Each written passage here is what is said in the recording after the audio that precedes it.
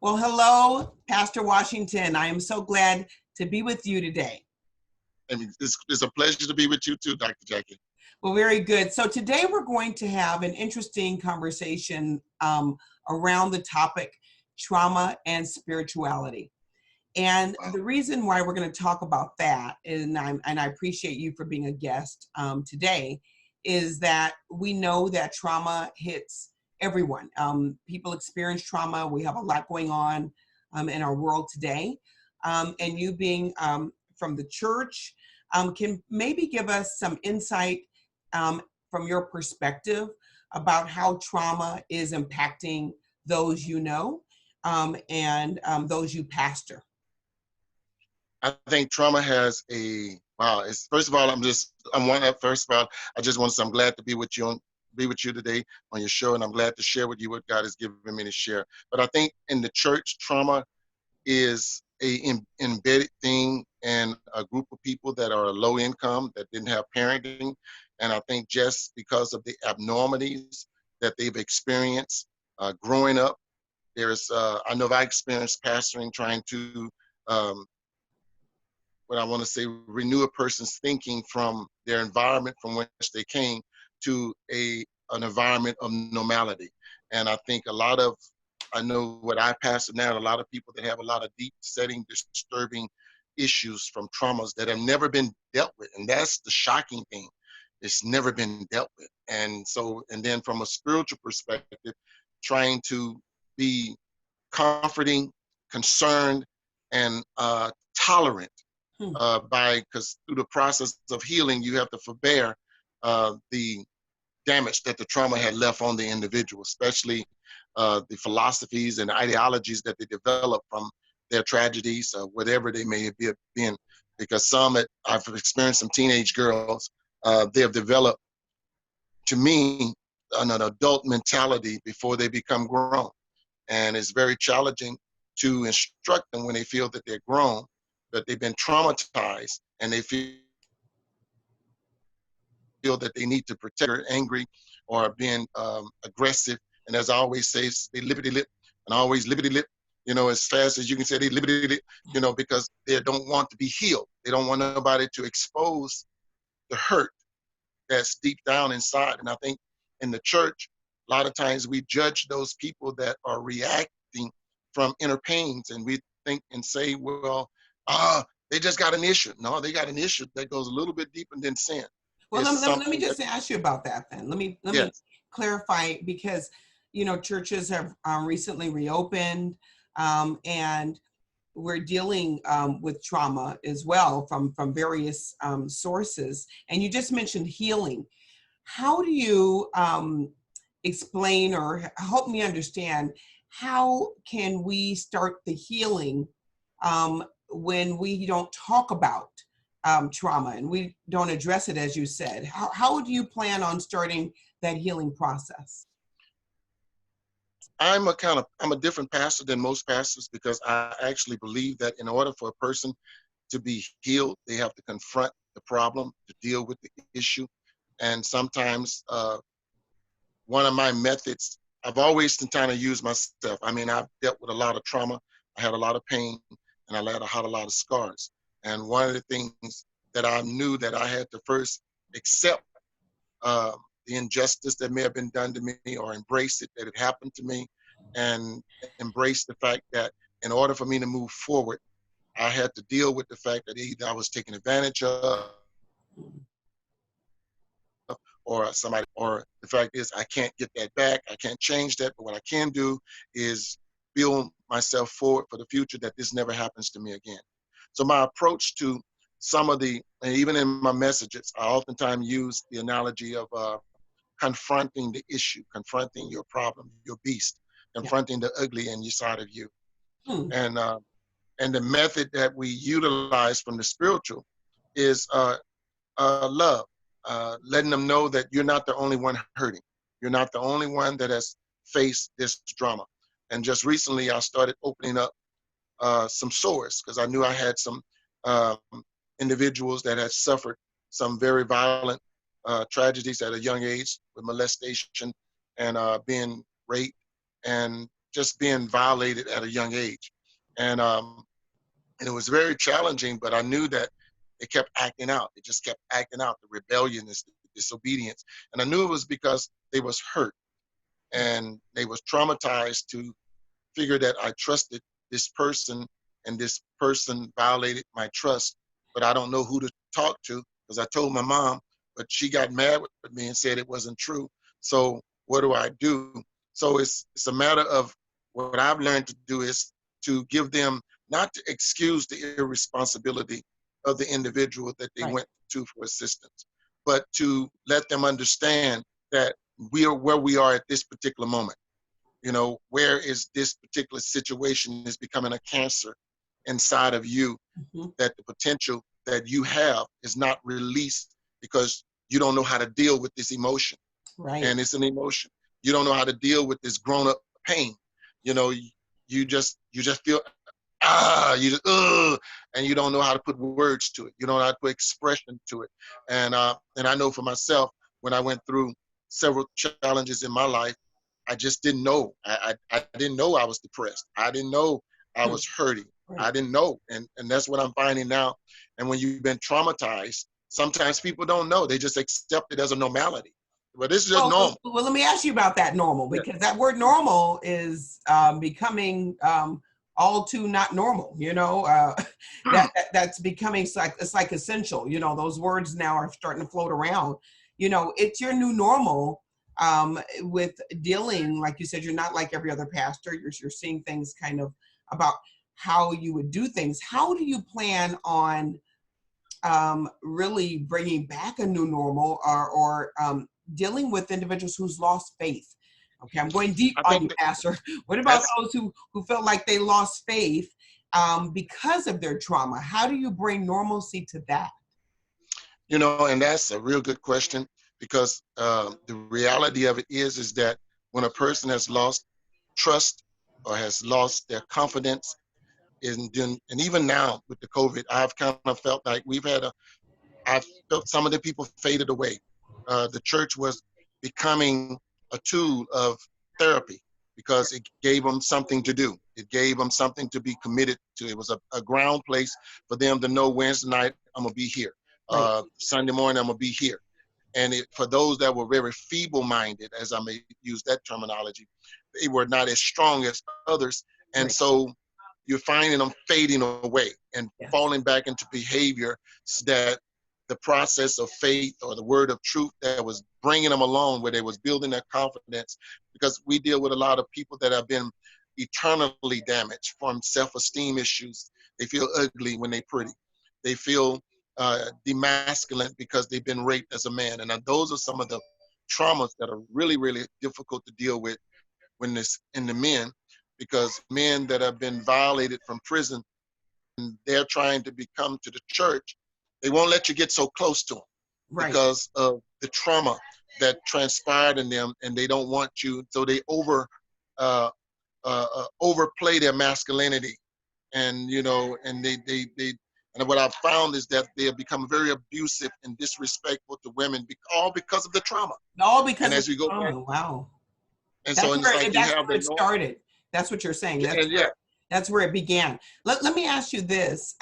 What about, I'm going to just kind of take a quick, sharp turn, yes, because I'm interested to know your perspective on being resilient. One of the things that I know, growing up as someone who did grow up in the church always represented jubilee, healing, and being resilient, really, to say the least. How do you see a resilience playing a part of your church in building those who have experienced trauma?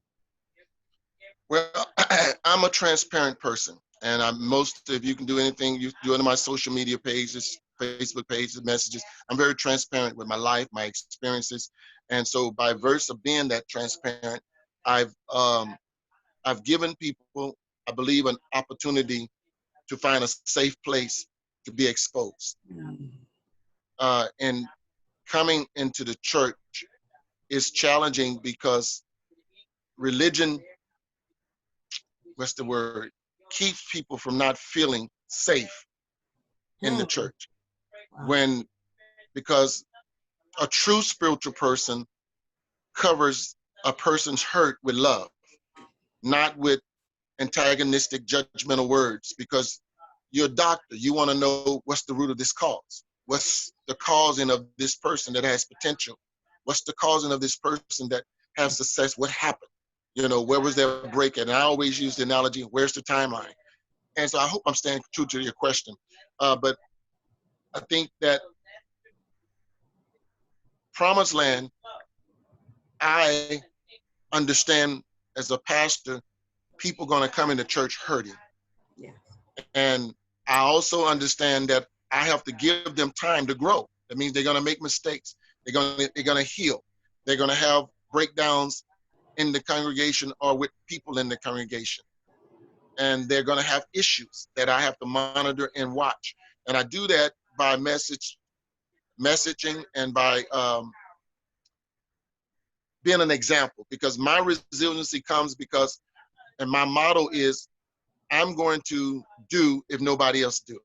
I'm going to model what it is that I talk about. I'm not going to tell you to do something that I have not done or am I not doing. And I'm not going to ask you to do something and that is not too difficult for you to respond to, because I consider myself a very resilient person.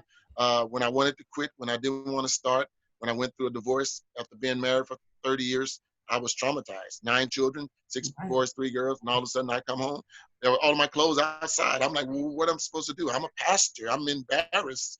But you know, but when a person is done, they're done. Right.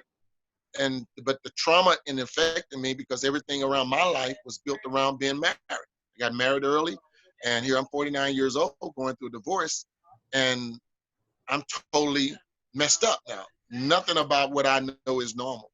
So when my normal became abnormal, it just became a spiraling effect until I found some grounding, and then I found some assistance, and I got some counseling that helped me unravel my thinking and my thoughts and helped me see, you know, I was not focused. So I said, okay, I can't quit. I can't go back. Nothing is back for me. So I moved forward. So now I kind of coined the phrase, you know, you can't move forward looking backwards, you know, and even with the pain, I've had to accept my piece, my mistakes in it, and accept the fact of that, hey, life gets better. You never know if I'd have quit, if I'd have dealt and stopped when I wanted to stop and gave up when I wanted to give up, because you're talking about 30 years of my life Yeah. around marriage in the Well, church. I just want to share this. First of all, thank you for sharing that, because, Yes. and I really mean that.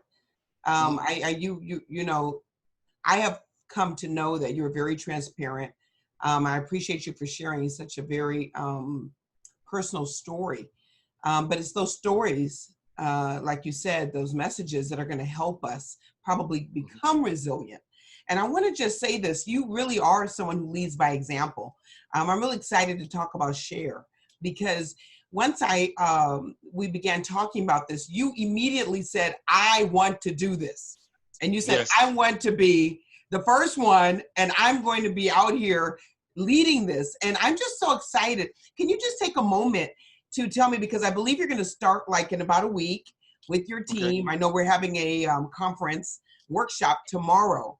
How excited are you to bring Share to your church, to your members, to those who are going to commit to going through the courses? Why did you jump on this like you did? Because I think, I mean, after the COVID-19, it exposed a lot of areas of where, and then it gave me an opportunity to change the method of how I do ministry. So we organized the Urban Community Project. And then after organizing the Urban Community Project, you came along with the we, and I was like, oh my God, this is perfect. So it was a With God Share. connection. You mean with Share? With Share, because yes. it's to me, it gives, and because it gives the people that I pass an opportunity to be empowered.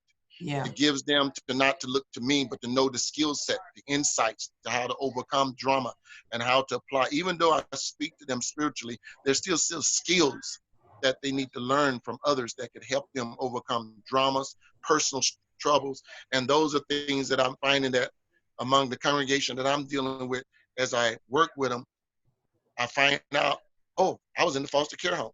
Oh, I had 5 different families. And this is more than 10 people in my church. So I'm like, wow. Okay, and these are adults now with children. So I want them to understand that they have trauma issues. They have issues that, and some of them are over my scope of practice. Hmm. And so expertise and skill set is what I want to present to the people at Promised Land. That I say when people say they go to Promised Land, man, we get a promise so we can get blessed in the land, and now we got wisdom so we can deal with any problem that's coming up. I love how you did that. That was great. You made a message right out of the name of your church. You know, I finally just want to thank you for being a leader in this work. I believe in the power of resilience, and I also believe that trauma is real. But I believe that you as a leader taking this on and making this available for those who are serious about understanding trauma and understanding how resilience happens and the courses that go along with this. And you yourself, I believe, aren't you going to be one of the ones taking the courses? Almost definitely. See, and it only is because I'm a chaplain, and I serve as a community emergency response team. And so if there's an because with 911, a lot of pastors are not able to do a lot of assistance in the community because they're pastors. You don't have certain knowledge and certain informations like trauma information. You're not able to do certain assistance and helping. So to me, I'm thinking futuristic and thinking information is powerful, and the right information is even more powerful because it can help more people. And trauma and understanding to help people with trauma.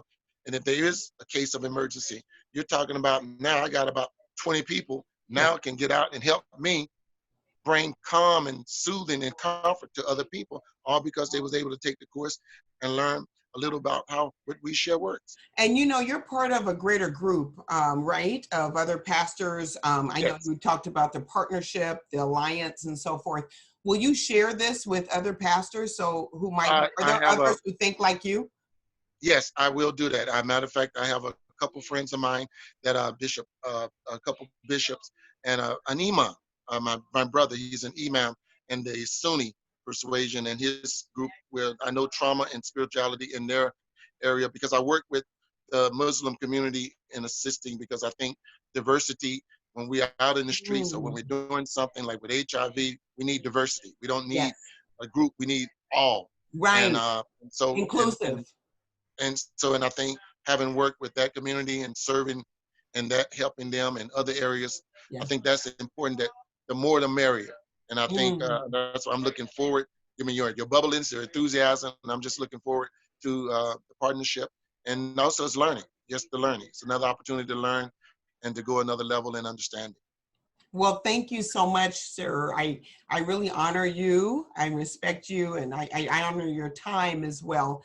And I just appreciate everything that you're doing in the beautiful city of Nevada, right? Yes, You're there, and that's a lot yes, going on over there, right? yes, it is. Our city's starting to open up. We're in second phase right now, but thank God Okay. for our mayor not moving it too fast. Our governor's not letting it go too fast. Well, as soon as you give me the green light, I'm coming. Okay. You definitely, well, you are the first one, priority. Oh, okay. Woo. Okay, well, thank you, sir, again. And so thank you to everybody watching. This is Yes, exciting. Trauma and spirituality is a conversation that many of us are having. And I hope this was certainly helpful to all of you watching and realizing that unless the wound is recognized, then healing will not take place. And so we're about healing today and about also being inclusive with everyone. As Pastor said, it is about bringing everybody to the table. It's all about diversity. Thank you, everybody, for watching. excellent. All right. Cool. Okay, that's it. That's it. All right. All right. Oh, we did good. How did you like that? Yeah, that was excellent. Did you like that? I loved it. I liked loved it. We did a great Yeah, job. A really quick yeah, boom, boom. We're going to put yeah. that on our blog, and that's going to Okay. be posted. And you're going to be a total role model for so many other pastors who are going to say, I wish I did that. You Oh know, my God. I should be doing that. That's Yeah. great. You're breaking out of that, you know, we should, The mode. what we should be doing. That's right. That's right. You're not a role model. You are a real model. Amen. Boom. I like that statement. Yes, sir. Yes. Okay.